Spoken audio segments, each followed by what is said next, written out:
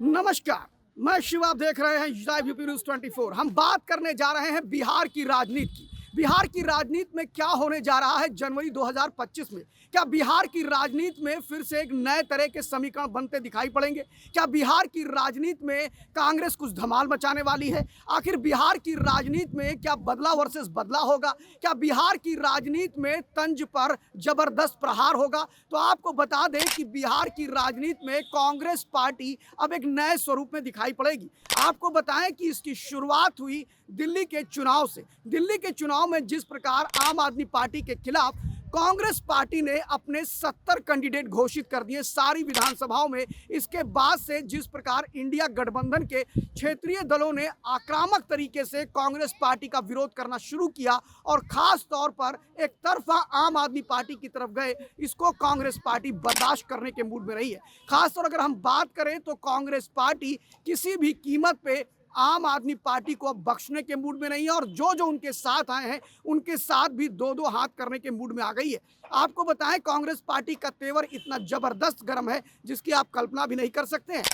जब ही जनवरी 18 में कांग्रेस पार्टी के नेता राहुल गांधी बिहार में एक रैली करने जा रहे हैं। ये संयोग ही है कि उसी दिन राष्ट्रीय जनता दल यानी कि लालू की पार्टी का राष्ट्रीय अधिवेशन भी है, उसमें भी उनके नए राष्ट्रीय अध्यक्ष चुने जाएंगे। और ऐसी स्थिति को महज संयोग नहीं माना जा रहा है, माना यह जा रहा है कि कांग्रेस पार्टी एक बड़ी छलांग लगाने के लिए ऐसा कुछ कर रही है।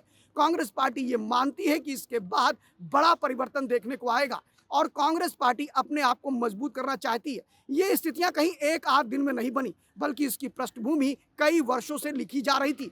आपको बताते चले कि जिस प्रकार आम आदमी पार्टी के समर्थन में समाजवादी पार्टी के नेता ने खुल करके कह दिया, अखिलेश यादव ने, कि हम सीट में चुनाव प्रचार में भी उतरेंगे, मंच को भी साझा करेंगे। वहीं पर अगर बात करें तो ममता बनर्जी और उनके भतीजे अभिषेक बनर्जी ने भी आम आदमी पार्टी का समर्थन किया और कहा कांग्रेस पार्टी को विड्रॉ करना चाहिए चुनाव लड़ने से।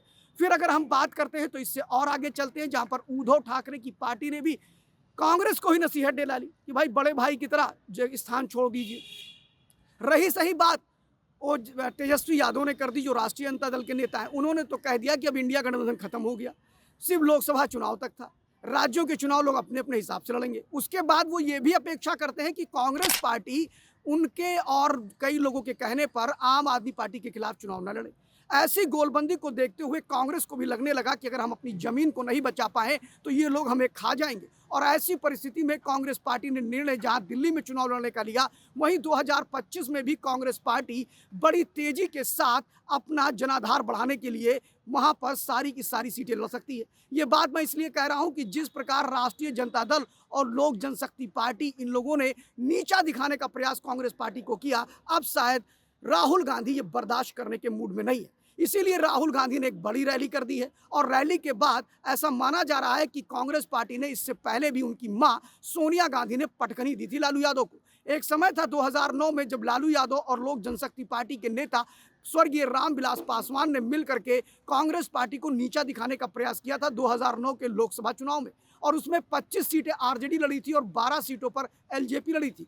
महज कुछ सीटें ही दी गई थी कांग्रेस पार्टी को, जिसमें कांग्रेस पार्टी की नेता सोनिया गांधी ने इसको बेकार बताते हुए और इन लोगों को इनकी औकात बताने के लिए 40 की 40 सीटों पर अपने प्रत्याशी उतार दिए थे।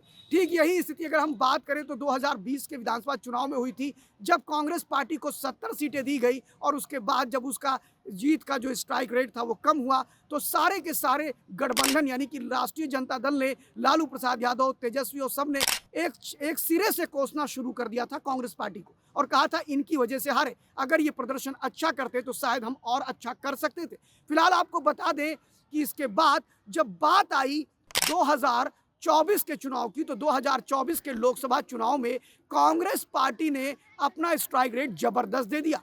उसने अपनी 9 सीटों में 3 सीटें जीत कर दे दी। वहीं पर 23 सीटों पर लड़ने वाली राष्ट्रीय जनता दल महज 3 सीटों पर सिमट गई। इससे एक चीज तो तय है कि कांग्रेस पार्टी का आत्मविश्वास आसमान पे चल रहा है और ऐसे में कांग्रेस पार्टी ने तय कर लिया है कि नौ सृजन कार्यक्रम और संगठन सृजन के माध्यम से अब बिहार में हम अपने संगठन को मजबूत करेंगे। और इसमें कोई दो राय नहीं कि अगर संगठन मजबूत होता है तो ये चुनाव पूरे की पूरी सीटों पर लड़ सकते हैं। अब कांग्रेस पार्टी के नेता राहुल गांधी को इस समझ में आने लगा है और खड़गे जी को कि हमें अपने वजूद को बचाने के लिए एकला चलो की नीति पर चलना पड़ेगा। और शायद कांग्रेस पार्टी अगर ऐसा करती है तो बिहार में धमाल मच जाएगा। और तेजस्वी यादव ने जो ज्ञान बांटे थे विधानसभा चुनाव दिल्ली को लेकर के कि इनको वापस करना चाहिए, इनको अपने प्रत्याशी नहीं उतारने चाहिए, आम आदमी पार्टी ही सक्षम है, तो शायद उनको भी उनकी औकात पता लग जाएगी 2025 के विधानसभा बिहार के चुनाव में। फिलहाल देखते रहिए लाइव यूपी न्यूज़ 24। मैं शिव द्विवेदी।